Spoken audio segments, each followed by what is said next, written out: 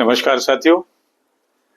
Audit second part में NEP 2020 में जो ये रिकमेंडेशन दी गई थी कि शिक्षकों का वार्षिक मूल्यांकन एपीआर एनुअल परफॉर्मेंस रिपोर्ट कैसे तैयार होनी है, किन बिंदुओं पे तैयार होनी है और कैसे उनको मार्किंग करनी है, इस पे कहा गया। अब उद्देश्य था शिक्षक गुणवत्ता को बढ़ाना, लेकिन आज ऑडिट में हम जानेंगे कि सच्चाई क्या है। तो आइए शुरू करते हैं। एनईपी 2020 में शिक्षकों का वार्षिक मूल्यांकन किन बिंदुओं पे होना था। तो ये निम्नलिखित बिंदु हैं जिन पे शिक्षकों के समग्र प्रदर्शन और विकास पर केंद्रित होना था। तो पहला बिंदु था शिक्षक की गुणवत्ता को देखना। उसके परफॉर्मेंस इंडेक्स में एपीआर और एसीआर में उसकी गुणवत्ता, शिक्षण गुणवत्ता क्या है वो देखना था। शिक्षक गुणवत्ता में उसकी शिक्षण पद्धति को देखना था, छात्र की सीखने की प्रगति को देखना है, पाठ योजना कैसा शिक्षक ने बनाया है उसकी गुणवत्ता को चेक करना है, शिक्षक कितना क्रिएटिव है, कितना इनोवेटिव है ये देखना है, और तब जाके उसका मूल्यांकन वर्ष के अंत में करना है, वार्षिक मूल्यांकन। जब हमने इस बारे में सच्चाई जाननी चाहिए तो ऑडिट रिपोर्ट ये कहती है कि इस तरीके का एचओडीज के पास जो एपार लिखते हैं, वार्षिक मूल्यांकन रिपोर्ट लिखते हैं, कोई भी रिकॉर्ड उनके पास नहीं है। फिर कैसे लिख देते हैं? मन से लिखते हैं। न खाता न वही, जो प्रिंसिपल लिखे वही सही। आप सोच सकते हैं कि 365 दिनों की रिपोर्ट, साल भर की रिपोर्ट लिखी जा रही है और हेड ऑफ डिपार्टमेंट या प्रिंसिपल या जो भी अधिकारी रिपोर्ट लिख रहा है, वो उसकी मेमोरी कितनी शार्प होगी कि अगर उसके अंडर में 100 या 150 टीचर हैं तो 150 टीचर को रिकॉल कैसे कर लेता है। तो इस बिंदु पे समीक्षा में ये पाया गया कि शिक्षण की गुणवत्ता नहीं ध्यान दी जा रही है वार्षिक मूल्यांकन में। अच्छे शिक्षक निराश हो रहे हैं और जो शिक्षक थोड़ा सा करीबी पहुंचने की कोशिश करते हैं वो फ्लरिश हो रहे हैं। दूसरा मूल्यांकन रिपोर्ट का बिंदु था छात्रों की प्रगति और सीखने के परिणाम को देखने की, कि इस बिंदु पे भी असेसमेंट एक था, कोई नंबर थे 10, 5 नंबर जितने भी हैं, कि छात्रों ने कितना सीखा, कैसे सीखा, क्या शिक्षक ने व्यक्तिगत और शैक्षणिक आवश्यकताओं को पूरा किया, इंडिविजुअली बच्चे को पढ़ाया, वार्षिक बच्चे की प्रगति क्या हुई और उसकी समझ का मूल्यांकन। जब ऑडिट किया गया इस पॉइंट पे तो ये पाया गया कि ये अभी एनईपी 2020 नहीं चल रहा है, एनईपी 1960 चल रहा है। शिक्षा नीति 1960 चल रही है, पुराना ढर्रा चल रहा है। किसी भी एचओडी को कितना सीखा बच्चे ने, कैसे सीखा, बच्चे को इंडिविजुअली कितना पढ़ाया, कैसे पढ़ाया, उसकी नीड, एकेडमिक नीड कैसे पूरी करी, इससे कोई मतलब नहीं।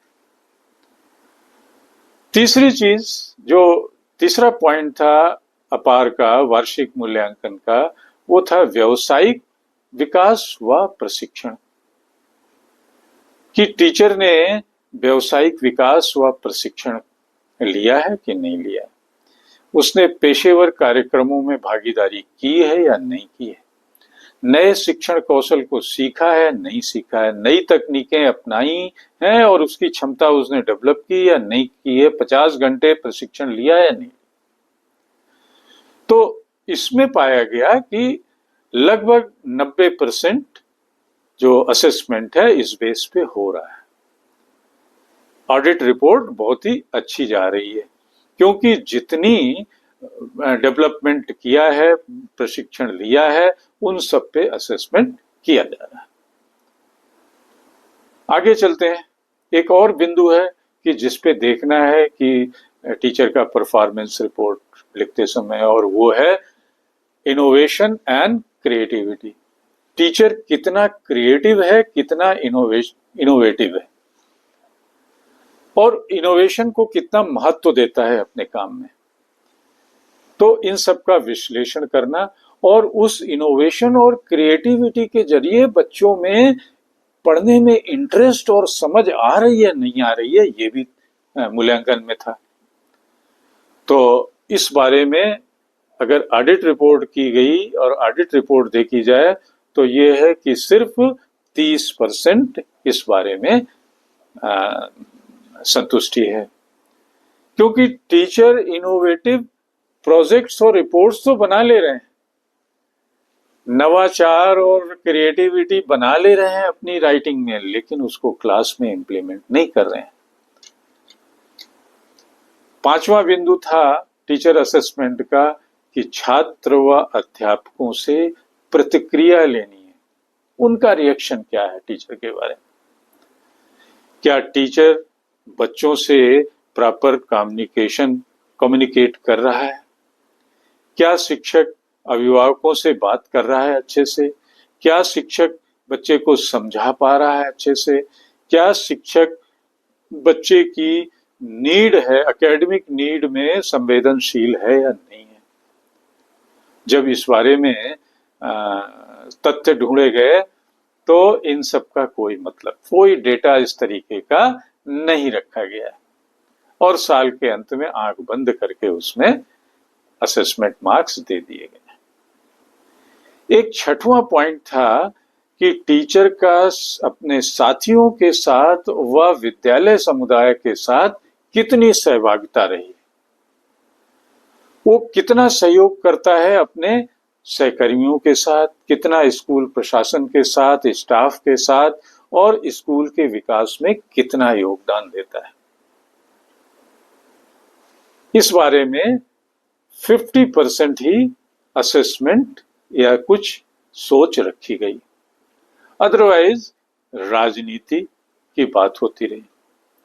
तो इस बारे में ऑडिट रिपोर्ट 50% सेटिस्फैक्टरी है।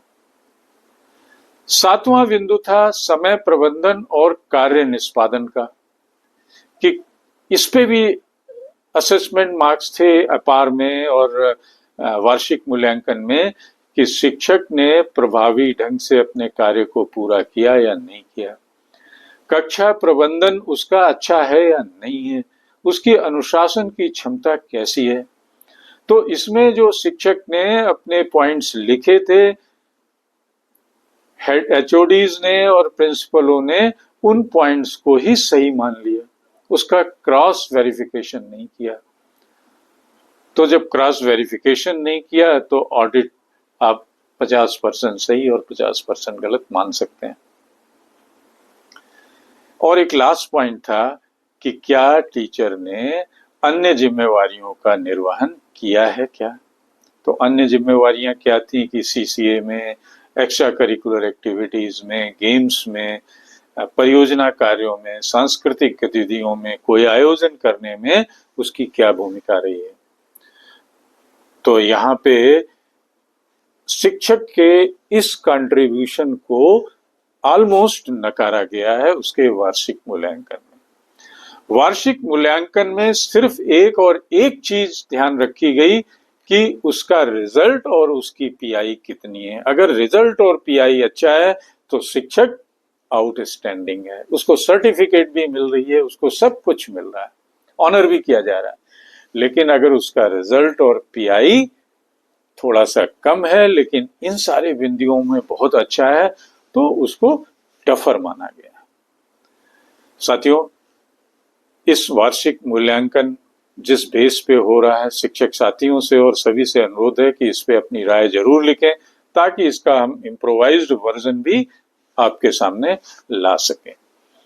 बेहिचक होके आप मेरे चैनल @Mr. Sudeep 104 को शेयर एंड सब्सक्राइब जरूर करें। आपके लिए एनईपी का तीसरा पार्ट जरूर लाएंगे। थैंक